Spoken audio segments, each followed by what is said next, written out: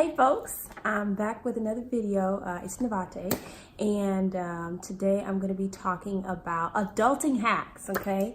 Specifically, I'll be talking about how to buy a car. All right, and so first I just want to start off by saying happy Thanksgiving. I know that you guys are digging into your turkeys and sharing family stories, so I hope you guys enjoy the time with your family.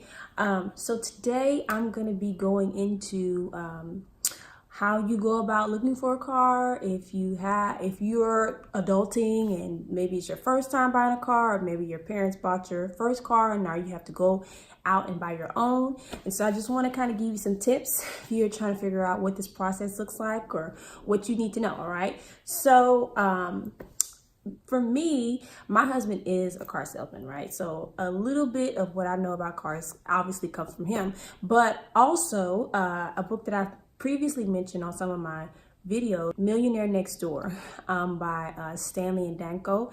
And they actually go into how millionaires actually go about acquiring cars, right? Or buying cars in general. And so some of those things include doing excessive research, looking around, not being brand loyal. And so I'll get into those tips. And so specifically for me, my husband and I were able to buy a car this past July, well, June, July of this year. And okay, so it was a 2011, get this, 2011 EX35 Infiniti with 15,000 miles, and we bought it for $15,000, okay? How we were able to do that, how we were able to find that deal was literally like favor of God. I'm trying to tell you. Obviously, everybody's not gonna go out and find that type of deal, but I definitely want to show you some tips and strategies of how you can go about doing that. So the first tip is to literally save as much as you possibly can. So for Kelvin and I, our deal was, I wanted to get a car. Our lease was ending on our car, and I wanted to get a used car. I definitely did not want to buy a car brand new. Obviously, if you've not already heard, brand new cars depreciate as soon as you drive off the lot, okay?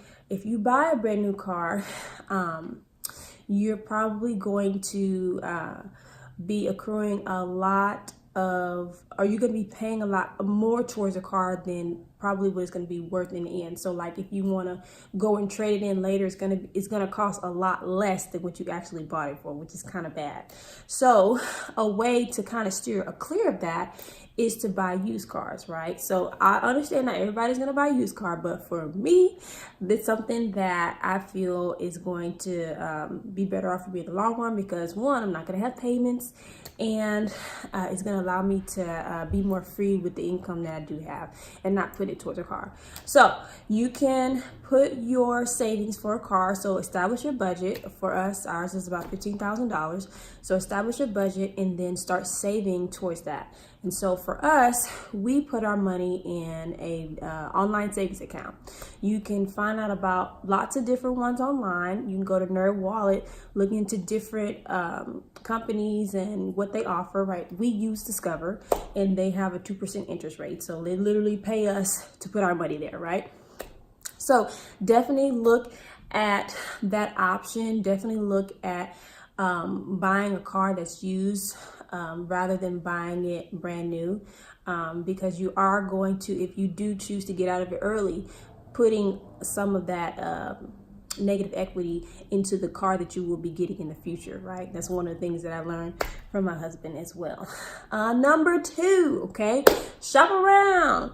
If you want to shop around, right? That's a song. So definitely do your research. And when I said earlier, don't be brand loyal. So figure out a type of car that you like. So if you like sedans, okay, don't just look at one type, look at all different types. If you like SUVs or crossovers, don't just be specific to one. Obviously, you know the safety features that you want to have for your car and specific things that you like, but don't be so focused on one, because one, it may not be in your price range, and two, there may be better deals out there on a car that actually could work for you.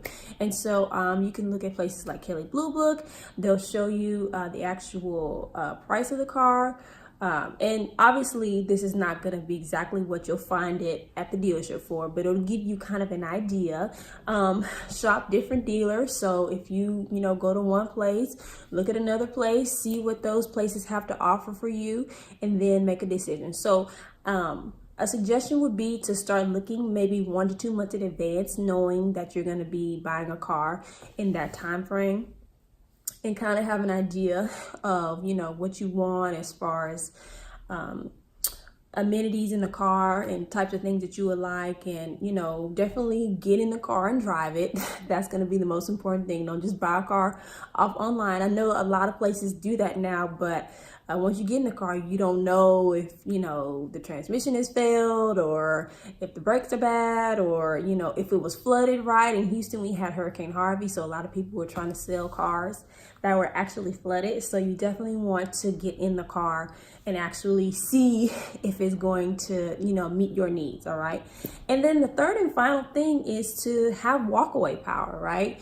so if you have your money saved for the type of car that you want, and if you've done your research, you have walkaway power. And what is that? That's literally if you find a car that is reasonable for you, and you're in the office talking with the salesman, and they come up with a price and you counter it, and there's no way for you to settle at that price, and and for you're in a place where you're not needing to get the car right then, walk away.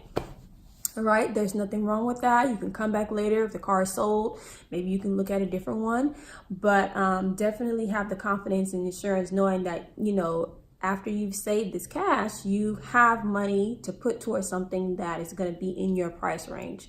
So definitely only buy when it makes sense. If they're trying to give you things or put you in a car that you don't need, or give you all these extra things that you don't need, just walk away. All right, and then you'll find the one that you're looking for. All right, so tip number 1, save as much as you can. Tip number 2, shop around. Tip number 3, walk away. Have walkaway power. All right, I hope this helps you. If you're in the market for a car right now,